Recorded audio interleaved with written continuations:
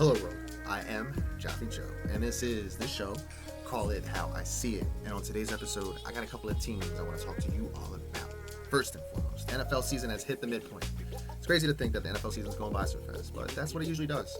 And seeing how the trade deadline just passed, I have Jan Carlo and Joffey Valo in the house, and we're here to talk about the winners and losers of the trade deadline, as well as our beloved Eagles, and as well as the head coach known as Nick Sirianni, and also the human highlight reel that is Saquon Barkley. Yes, it's going to be a fun first take. And secondly, I got Joffey Valo doing double duty, as we're here to talk some Sixers, from Joel Embiid to the problems with the injuries to everything going on. We're going to talk about it. And Joe has his biggest surprises so far this NBA season. So, this is an action-packed episode that you do not want to miss out on. Hello, world. Yes, and look who we have here. I got Jan Carlo, and I got my boy, Joffey Valo, in the house. The first time I'm mixing y'all together, but, what up, Jan Carlo? How you doing, bro? Hanging in, bro. Hanging in. And how about you, my friend? How are you doing, Valo? Having a good day. Wonderful. I'm glad to hear that. So we're going to have a better night as we're going to talk some football for this take. So the trade deadline just passed by, and, there's a couple of trades, nothing substantial or crazy, but, some good teams got a little better. So, I wanted to break some of that down with y'all. So, Jan Carlo, I wanted to dive into what you may think about what happened with this trade deadline and some of the winners and losers. I think the rich got richer. Detroit got the pass rusher they were looking for. The Commanders addressed the weakness to already strong defense. Like, their defense is already strong. They addressed the weakness. And Pittsburgh they might not have gotten the top receiver they wanted, but they got a receiver. Yeah, they got something, and they addressed it's like a defensive, not need, but why not add? It was a depth move. No, for sure. I mean, adding an extra pass rusher to T.J. Watt and everything they got going on there. Their defense has already been very immaculate, as we see. They're definitely a top 5 defense. And then, I think, with that, it definitely solidifies things. I think, Mike Williams being there, being able to throw, Russell Wilson be able to throw another moon rock up there for him to loft up and maybe even help his career out. I mean, Mike Williams is a talented player, former first-round pick. So, injuries have bugged him, but there's not a lot of pressure for him coming in here in a situation like that. Just only to help the team. He didn't really get the reps he wanted in New York because Aaron Rodgers is Aaron Rodgers. But, that's a lot. What do you think, Joe? The two biggest additions that I like personally, I felt like are much needed. I felt like DeAndre Hopkins to the Chiefs, that was really needed. And it wasn't a trade deadline acquisition, but I feel like Kareem Hunt is no drop off from Pacheco. Okay. But besides that, I also really like the Ravens getting Deontay. Deontay Johnson, that was a big pickup too. Even them picking up. He's always open. That guy's always open. And if you mix him with Zay Flowers, now he's got his best 2 receivers that he's ever had. Zay Flowers is probably the best receiver he's ever had, and now Deontay Johnson on the other side is the second best receiver he's ever had. Now he's got them both at the same time. The only thing I don't like about it is they're both kind of small stature guys. Kind of like Hollywood Brown. I know he had success with Hollywood Brown, but he was a speed demon. Right. These guys are more like they're going to chop you up on the route. Right. But these guys are always open, so that can't hurt. And Lamar's having an MVP type season, so this gives him that piece that I've always argued. Yes, he does bad in the playoffs, but he's got no wide receiver. Right. I know last year there was no excuse for the way he played, but now they're fixing up their issues. So I think those two things were big. No, you hit the nail on the head on that one. The Ravens are definitely big winners here. They, like Jan Carlo said too, the richer are getting richer, and these two teams are really here to gear themselves and bolster their armor and shield as they go into the playoffs and stuff. Because you're gonna need players like this. You're gonna need playmakers. You're gonna need guys to move the chains when you really need it. And we saw that happen to the Chiefs last year. That happened to the Ravens last year with only having Zay Flowers in a championship game, kind of only there making plays and stuff, and it just got a little stiff for them. But giving Lamar another weapon, I definitely think it's a good thing, and then definitely helps push him to even win another MVP award, which is really crazy to think about too. But definitely some. I think let's not forget about Amari Cooper. He's a big addition. That's another pickup too. I mean, the Bills understood when they saw the Jets. When the Bills it was almost like a reactive move I saw from the Bills. Like when they saw the Jets get Devontae Adams, just because at that time the Jets were kind of fighting for that division. But then Amari Cooper, they picked him up, and then boom, it was like it's gonna mesh in and work well with them. I think because Josh Allen's spreading the ball very well this year, and he's another MVP candidate. So the AFC is going to be very interesting this year, and I'm really interested to see how some of these teams match up with each other when the playoffs come around. So it's definitely to keep an eye out for. But yeah. But on that note, since we had most of the things that we had to talk about on the trade deadline, I wanted to talk about our Eagles. So another painful like almost tooth yanking win there. It shouldn't have been like that. I don't know how a team goes from 22 to nothing to having another team with only 2 wins come back into a game like that. But our Eagles let that happen, and I want to hear what both of you guys have to say about it. I want to start with you, Joe. Well, I like the way Saquon looks. Yeah, there's no denying. There's no denying that. Other than that, it was hard to like anything from that game. The offense started off good. If they scored in the first quarter, that's another positive. Yeah, finally, thank God. But other than that, like they started off really good. If they would have played the whole game like that, that would have probably been the best game of the season that Right. they put. But they didn't put the whole game together, No. and they haven't all season really. So No, and that's the thing. But that's what I want to talk about Sirianni too. Like I just haven't seen him and a team that he's coaching actually take initiative to actually like dominate 4 quarters of a football game. I've yet to see that happen. Even when we went to the Super Bowl, I just never saw like a complete game. Given we went there, but like it's been, I don't know, something that's just always come across my head, and just I'm trying to like understand where this guy is coaching and making adjustments. Why can't this happen where we have a real nice smooth game? But it just comes under his regime. So I did want to ask you, JC, what did you think about it? It was a tough watch. Yeah. To see a team go on a 22-6 run in the second half. It's crazy. Didn't love it. It looked like when AJ, left the game. Everything hit the like fucking fan, bro. The offense kind of sputtered. I know. I mean, Devontae Smith had a great game. Saquon just does Saquon things. Yeah. It's a given. It's like Sirianni had me thinking Jake Elliott was injured. No kickoffs, no extra points, nothing. And he did And this. then you send him out there for a 57-yard field goal. No Cold. practice. Yeah, cold. What are we doing? I know. You're leaving points on the board, bro. And like we've had this discussion earlier in this year too, and it's popping its head up again too. So what happens later down the line in December and January when we're like, we need points? Like I don't know. They should have a pamphlet for this guy, right? Just like when you should go for it and when you shouldn't go for it, or when you should kick the ball and when you shouldn't kick the ball. He's trying to be Dan Campbell. He's trying. Not Dan Campbell. Yeah, he's not. But like he's been like, oh, I've been doing this since we got here. But like, dude, like honestly, what you're doing is just kind of flexing your ego and flexing your power and forcing it. Yeah, given I understand you trust your guys in these situations, but sometimes these situations you have to like logically think that analytics and everything else involved, or whatever bullshit's coming in your ear, or whatever Big Dom might be telling you, I don't know, but like just like there's times to do things, and honestly, like when you try to press it and force it, the other team's expecting it, and they almost are predicting what plays you're running. It's not really, it's becoming predictable and very easy to stop. The tush push, bro, forget about it, bro, or what a brotherly shove, whatever about it. Like when the Jacksonville Jaguars stuff it, bro, like it's over, bro. It honestly. well, they put that wrinkle in too. They put that wrinkle. Right when they run out to the outside with it, but Yeah. even like that, I don't fully trust that. So like, my thing is, bro, you have fucking Saquon Barkley to get 1 yard. You can't use him to get that 1 yard. Why do you have to keep using Especially fucking when he Jalen gets Hurts? you down there. Why are you taking his touchdown? He Yeah, lost at least 2 touchdowns against Cincinnati. I know. Exactly. And against the Giants game? Yes. He got 3 touchdowns that game. Why are you taking his touchdowns against the Giants in New York? It doesn't make sense.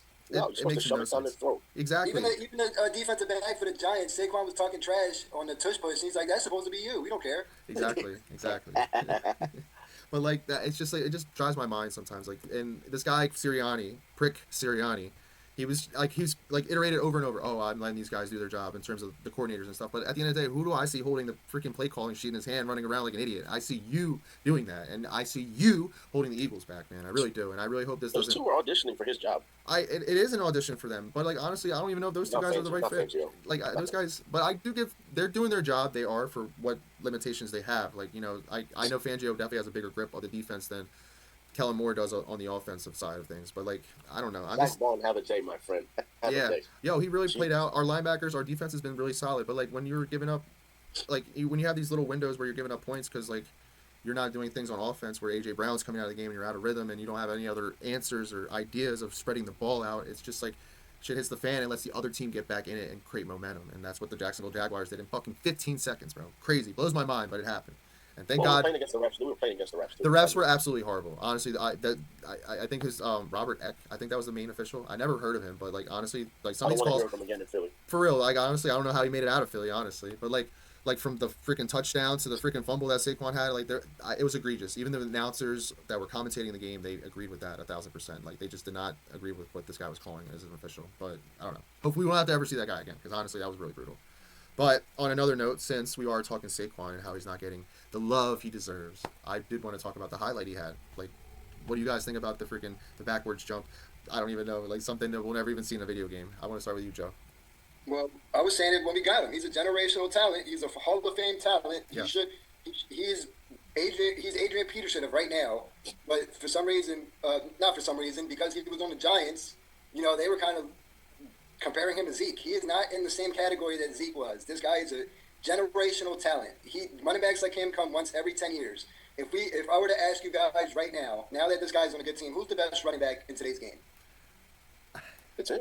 It's him. It's either him or Christian McCaffrey, right? He is him. But like we're waiting for McCaffrey to come back, and he might come back this week. But he's not going to be where Saquon is. Like Saquon's been like running fluid, smooth. It's been really good. That's who he was compared to when we got him. Right. Even so, with Saquon and Christian McCaffrey, they've always been right here. They're like Saquon's always been Saquon. He didn't get better this year. He's still the same player that he's always been. He just hasn't had the opportunity. And like last year, if I were to ask you guys this question, Saquon wouldn't even be in the top would just five. automatically be Christian McCaffrey. Right. But now that he's on an offense that he could showcase his talents, he's clearly at worst the second best running back in the league.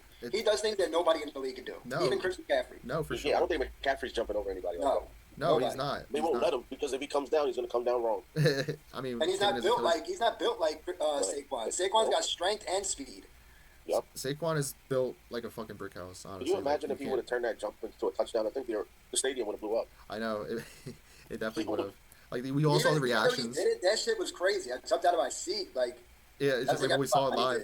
I saw it live. I was like, wow, dude. I probably will never see that happen. Shit. You know what Madden when you run out of stamina and you press the jump button and he just jumps in place. Yeah. And then sometimes you jump over to somebody and you're like, that's so fake. That's exactly what he did. Yeah, it was like a glitch. It was like a glitch in the Matrix type of shit. Yeah, it's crazy. But it went down like that. But give it credit. Like in the right offense, we see that Saquon can play the best football of his career, and he's really doing that right now. And it's been a really smooth transaction. The Eagles would not be where they are right now if Saquon Barkley was on this team. Like we would be a lost team with no identity. I can name you 3 games he bailed us out of. Starting with the Packers, week 1. Yes. Then the Saints. Yes. Home run hitter. But see, that's another thing, though, right? We just agreed that Saquon is the best running back playing today, right? Yeah. I don't feel like yes, he did save us a few games, right? Right. But that's because he hit the home run. Right. Every time that he saves us is because he hits a home run. Even Why don't they go through this guy? Like when the Ravens win, it's because Derrick Henry ate the whole plate. Yeah. They like to spread the meal around. Give Saquon his fucking food. Like feed that man. No, I agree. And dude, that is where today's NFL is, though. That's why it's important to have a running game. Look at the Lions. They have a 1-2 punch. The Ravens, bro. Like, it's important to run the fucking ball, Nick Sirianni. Stop being a fucking prick. Honestly. Brutal. But I miss Doug Peterson. I do, too, but I see the Jaguars having a problem, too. He lost the locker room. Yeah, I think so. I think that team has kind of given up on him. I think also with the situation where they had previously with Urban Meyer, I think they might try to hold on Doug until the end of the year and then can him, because I don't know I don't even think it's Doug. I think it's Trevor. Trevor Lawrence is not worth $55 million for any season or any year in his life. I'm just telling you. Playing quarterback, I don't. He should not be getting paid the same amount of money as Joe Burrow. Sorry. No, he didn't. Obviously, he has a good agent. He has somebody that knows how to make a deal, so that's why he has the money he does. Probably has 2 Rosenhaus. I would have to check. I'm not sure exactly. No, I mean, it's just probably. He's good at getting money for the team. I mean, that's what he does. He's the Jerry Maguire of football. But, guys, I appreciate I appreciate having you guys on and talking some football. It's been fun. And, until next time. All right, sir. All right, bet. I'll see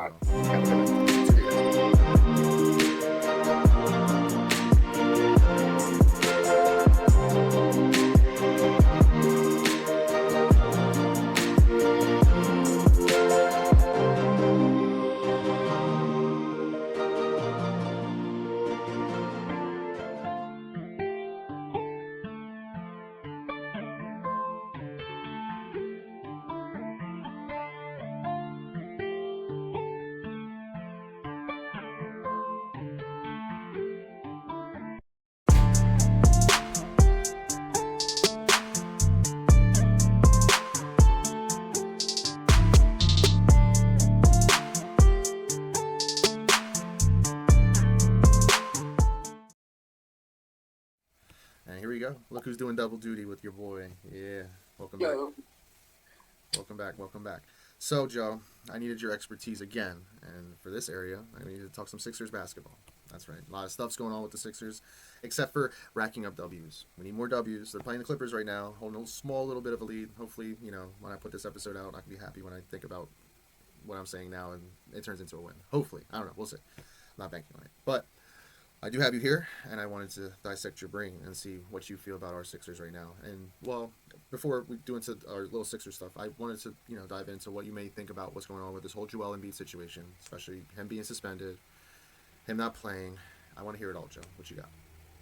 I just feel like it goes back to how fragile he is and how much he cares about what other people think about him. And it's always kind of been a thing in Philly. He's always wanted to be the guy that's liked. And when he's not, when things aren't going favorable for him, he acts as if everybody's ganging up on him.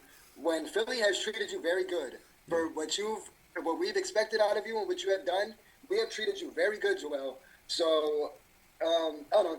It's stupid. It's only 3 games. The reporter did need to get checked, with that being said. Yeah, it had to happen, but go ahead. But the Sixers put him in that situation. And he's still going to be reporting for the Sixers on top of it, too. Why would you, if you're the Sixers, why are you giving this guy a media pass if you know that your superstar is going to do something, could do something dumb? Right, exactly. You threw him the hoop to get suspended if you're the Sixers. Yeah, you kind of threw him, you kind of set Joel up in a situation like that, unfortunately. I don't know, to be almost, I mean, you're hiring, like you said, you're hiring these media guys to come into here and, do their job, but sometimes, they're doing their job a little too much and being a little excessive, and to the point where it gets personal. And this situation got very personal. Joel was definitely in his feelings, and, shoving a guy like that, obviously, that is what, merited his suspension. But at the end of the day, he needs to conduct himself in a better light. And even if, there's shots taken towards your son, later on when your son grows up, what is your son going to think about that? Yeah, he's trying to, protect his son and his view of his son and stuff like that. But sometimes you gotta be the better man. And we can also look at Marcus Hayes and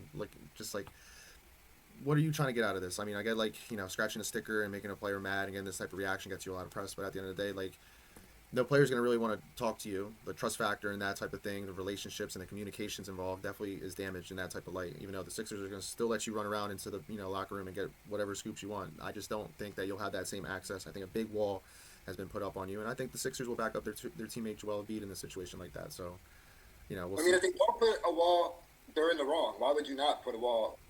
You know what I'm saying? He already got your best player clearly doesn't want this guy around. Right. Get him out. That's what I'm saying. I almost think it's stupid for the Sixers to even still have this guy around, honestly. If you're investing so much money into Joel Embiid, why would you still want to have this guy running around and maybe even possibly agitate more people and, not really do the job that this should be done? He's gotten coaches fired. He's gotten people traded, and now all of a sudden you want to keep this media guy that nobody knows. Why is he coming? No, you're absolutely right. But with that being said, Joel does need to control his emotions better. Yes, but and that's the key. It just makes me think it's a combination of things of him not being able to get on the court, him being frustrated, all the expectations, and this is just kind of boiling up, and this is part of the boil up. No, for sure, definitely. I'm sure it's been a little frustrating of a process to even get back on the court, especially the way the Olympics, ended and everything. He ended up with a gold, but games where he didn't show up and stuff like that. I guess that kind of, we we're saying, Joel's a very emotional type of guy, so the build up and everything, it just erupted and it came out on his reporter because getting personal like that in his column really struck a nerve with Joel, and it was on site with Joel when that happened, and he did what he did. So, but when he got the suspension, I think we can all understand why it was what it was. Good thing it wasn't more games. Definitely premeditated too. Definitely premeditated. I think Joel knew when he saw this guy it was going to happen, so he knew he was going to do something. Good thing it wasn't worse. If he would have lost his temper, Joel might have killed that guy. That's what I'm Who saying. knows what he did to that guy. That is this thing.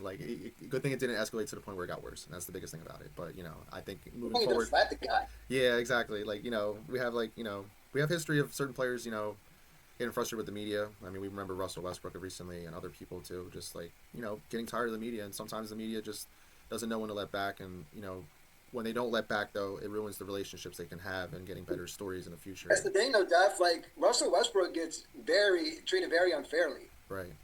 Joel Embiid gets more than fair treatment in Philadelphia, and that's rare. Right, I agree, especially for everything he's put up. I mean, even Jalen Hurts, we question Jalen Hurts. Nobody ever. Joel Embiid always gets a pass.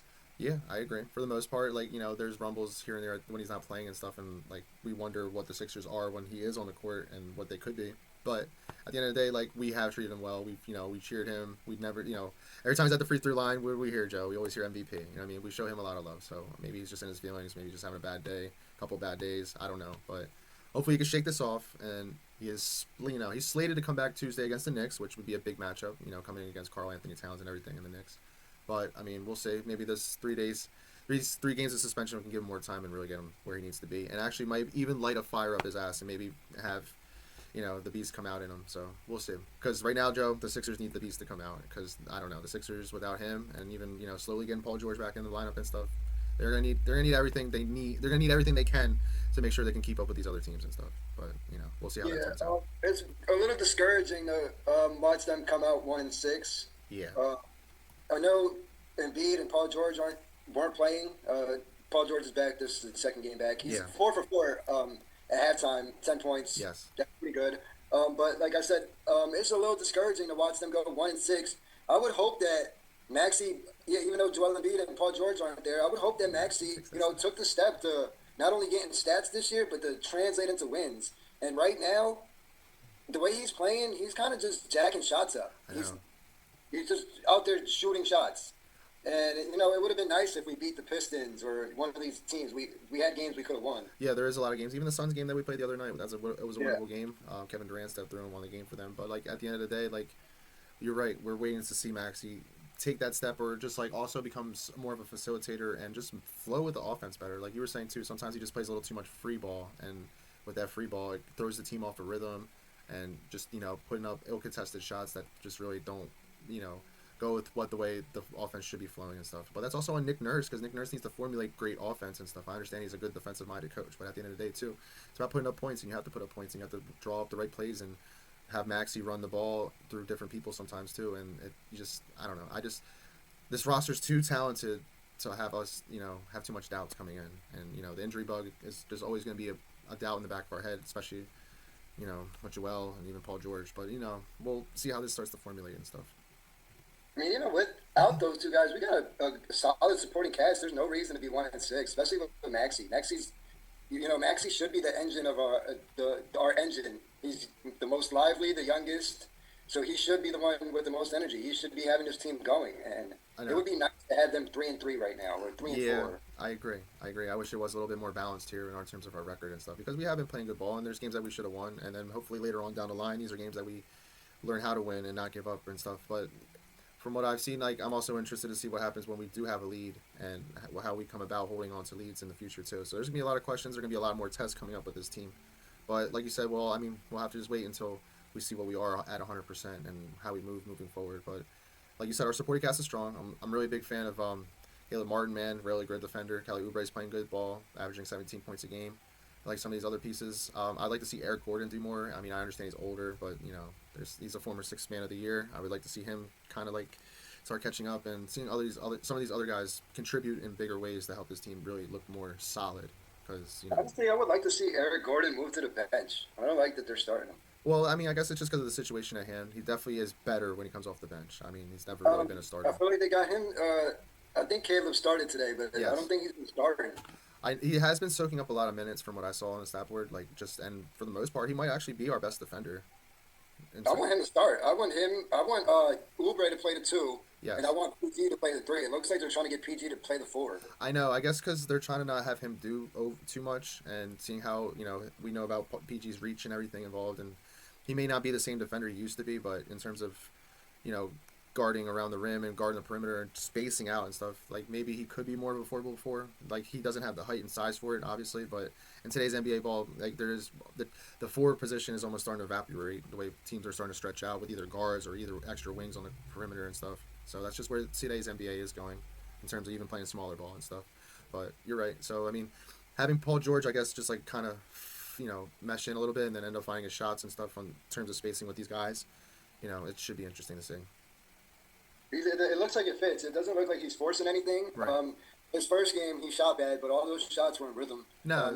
I would have liked to see him pass it to Maxey for that last shot. Yeah. I don't. If it comes down to it at the end of the game, I mean, out of the 3 of them, who do you want to have to take that shot?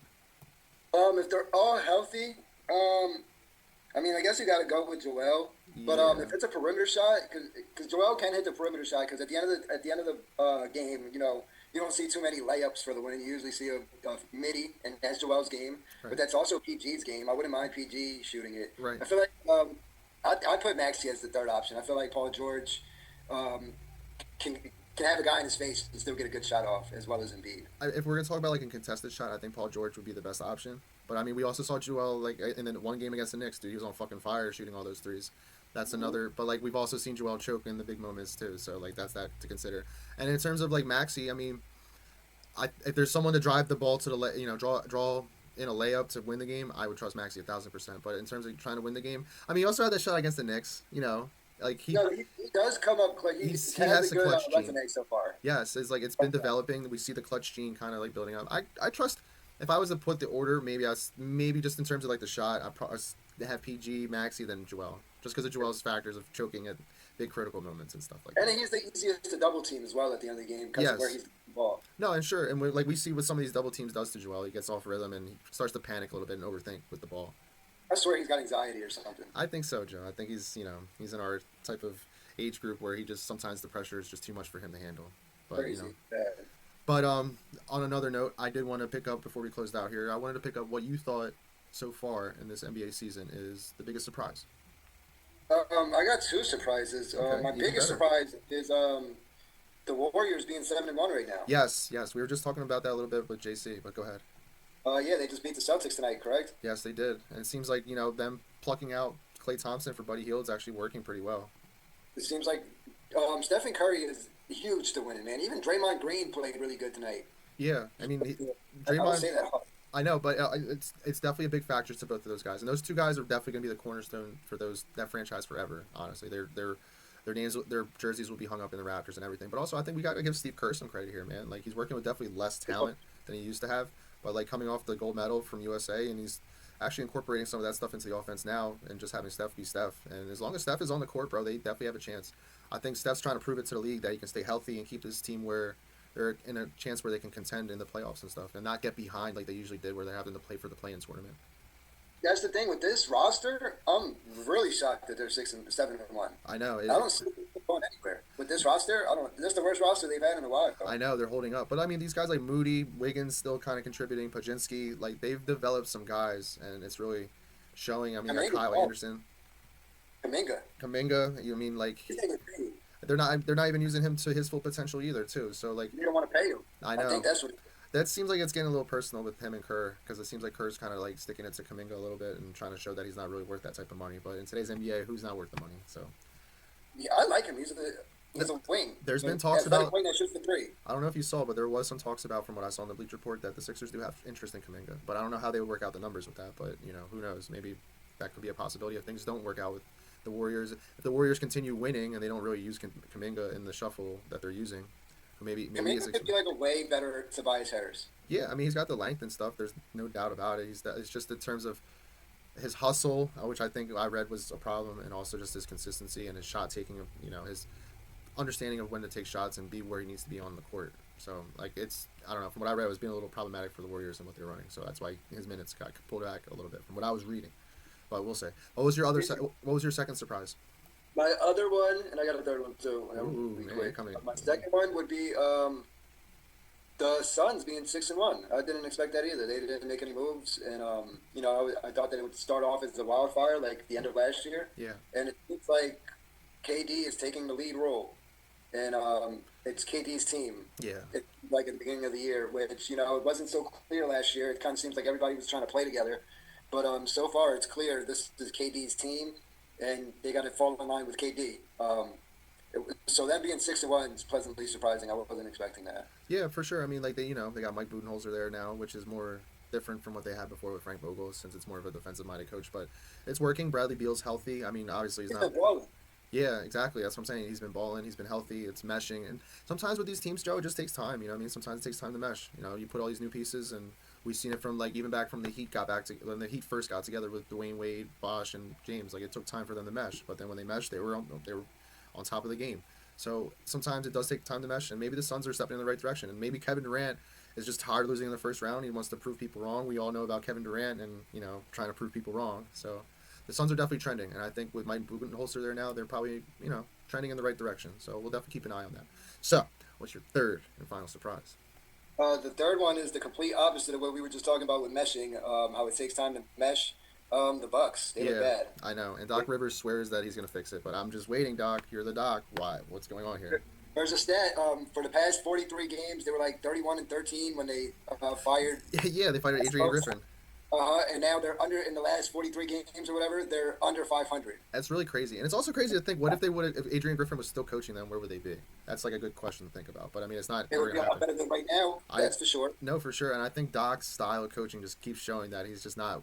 The game keeps advancing, and his style and what he wants to do on the court just isn't meshing the way it should be. I mean, like, you have these two guys. They don't buying into it. They don't like to play like that. No, they don't. It's not what they're used to. I mean, maybe it helps out Dame, but like when it comes to Giannis and stuff, Giannis kind of looks like he's missing. Like, he's been absent a lot, and like there's been games where he's not putting up 20 points. He's been like very cold at stops, and like I don't know. I just don't know what Doc is really doing with that team, and I feel like he was just put in a position to like fix the problem that wasn't really needed to be fixed anyway. I mean, given like, yeah, new coach, new situation, Adrian Griffin, and yes, he's a brand new coach that never really coached before, but like being around that team before and understanding how that roster and team was moving, like he should have kind of already knew. But it ended up the way it did, and now Doc's there, and it's running a fucking mess. But and it seems to be the perfect fit on paper. Dame and Giannis, perfect. It seems pick and roll. You would think. It's crazy to think that it's not working. And then, like, you know, some people throwing, oh, well, Chris Middleton isn't playing, but that doesn't matter if he was or wasn't. Those two alone should be enough to win basketball games. Honestly. Yeah, absolutely. So maybe not in the playoffs, but in the regular season, absolutely. Yeah, and then they're starting to fall behind too. So I don't know what's gonna end up with them. So we'll see. But I don't see, with the money that they gave Doc, I guess they're gonna have to ride this out another year with Doc. So we'll have to wait and see. Because we saw it in Philly, and that shit don't work. No, this is hitting the fan even harder than it was in Philly. At least he had success during the regular season when he was with us. So, But Joe, I appreciate you having you on, man. Double take, double duty. Yes, sir. It was an honor, man. I love it. I love coming on. Awesome. I appreciate you, my friend. And until next time. All right, man.